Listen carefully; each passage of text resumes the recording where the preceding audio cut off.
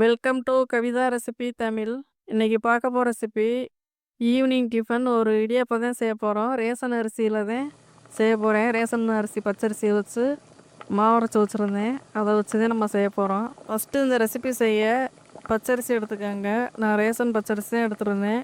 நீங்கள் இதை 1 மணி நேரம் ஊற வச்சுட்டு நல்லா கழுவி சுத்தம் பண்ணி நிழல் காய்ச்சலாக காய வச்சுக்கோங்க. ஒரு துணியில் ஈர துணியில் காய வச்சு ஃபேன் காற்றுலேயே ஈரம் இல்லாமல் காய வச்சுக்கோங்க. இல்லைன்னா வெயில் அடிச்சிச்சுன்னா வெயிலில் கூட காய வச்சுக்கோங்க. பச்சரிசி ஊற வச்சு காய வச்சு அரைக்க டைம் இல்லைன்னா நீங்கள் அப்படியே கூட மிஷினில் கொடுத்து அரைச்சி இந்த மாதிரி எடுத்துக்கோங்க. அதுவே நல்லா தான் வரும். பொங்கல் டயத்தில் ரேஷன் பச்சரிசி கொடுத்துருப்போம் எல்லாருக்கும். அதை வேஸ்ட்டு பண்ணாமல் நீங்கள் அதை மிஷினில் கொடுத்து அப்படியே கூட அரைச்சிட்டு இடியாப்பம் வரலைன்னா நீங்கள் அப்படியே கோலமாவு கூட யூஸ் பண்ணிக்கிடலாம். நான் அப்படி தான் அரைச்சிட்டு வந்துட்டு இப்போ இடியாப்பம் முடிஞ்சிருக்கேன். ரொம்ப நல்லாயிருக்கு. கொஞ்சமாக போட்டு செக் பண்ணி பாருங்கள் நல்லா வருதா என்னன்னு. அதுக்கு முன்னாடி நீங்கள் இந்த மாதிரி புளிச்சு எடுத்துக்கலாம். நான் தண்ணி சூடு பண்ணி வச்சுருக்கேன்.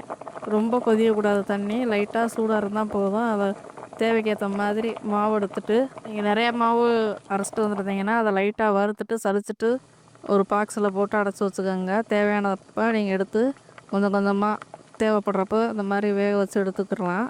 நான் இப்போ கொஞ்சமாக எடுத்து இதை சுடு தண்ணி ஊற்றி கொஞ்சமாக உப்பு, தூள் உப்பு ஒரு 1/2 ஸ்பூன் சேர்த்து நல்லா தெளித்து ஒரு கரண்டியை வச்சு நல்லா கலந்துக்கோங்க. அந்த மாதிரி ஒரு முறுக்கு மாவு பக்குவத்துக்கு நல்லா கொஞ்சம் கொஞ்சமாக தெளித்து இடியாப்பத்துக்கு இந்த மாதிரி பிசைஞ்சுக்கணும். ரொம்ப நேரம் பிசைஞ்சு வைக்கக்கூடாது. நீங்கள் இந்த மாதிரி கலந்து விட்டு உடனே நீங்கள் வேக வச்சிடணும். இப்போ கடைகள்லாம் எப்படி பக்குவமாக அரைச்சி விற்கிறான்னு தெரியாது. அதனால் நம்ம இந்த மாதிரி அரிசி இருந்தால் கூட நீங்கள் டக்குன்னு யோசிக்காமல் அரைச்சிட்டு வந்துட்டு இந்த மாதிரி செக் பண்ணி பார்த்துக்கோங்க.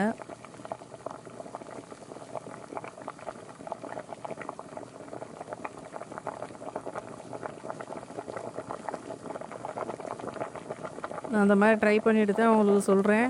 ரொம்ப நல்லாயிருக்கு, ரொம்ப சாஃப்டாகவும் இருக்குது. இப்போ தண்ணி கொஞ்சம் கொஞ்சமாக ஊற்றி நல்லா தெளித்து இந்த மாதிரி கலந்துக்கோங்க.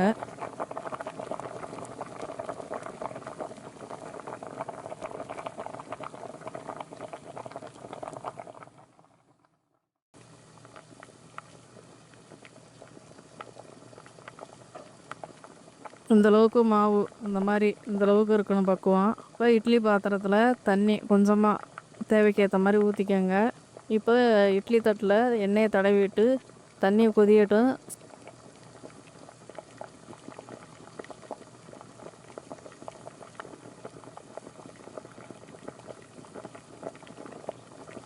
ஸ்டவ்வை வந்து சிம்மில் வச்சுட்டு எண்ணெயை தடவிட்டு முறுக்கு மாவு எப்படி முருகு கட்டையில் மாவு எடுத்து புளிவோமோ அது மாதிரி தான் இடியாப்ப கட்டையில் எண்ணெயை தடவிட்டு இந்த மாதிரி மாவு கொஞ்சமாக எடுத்து இந்த மாதிரி எடுத்து கொஞ்சம் கொஞ்சமாக நல்லா அழுத்தி விட்டு இந்த மாதிரி சுற்றிக்கோங்க.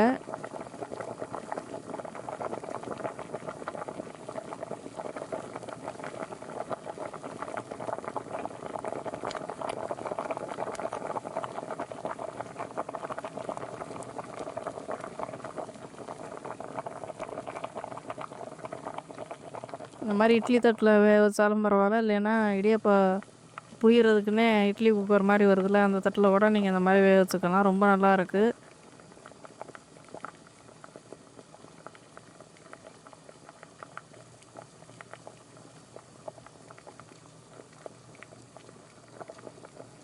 ரொம்ப சாஃப்டாகவும் இருக்குது மாவு. இப்போ எல்லா மாவையும் நான் புழிஞ்சிட்டு வேக வைக்க போகிறேன்.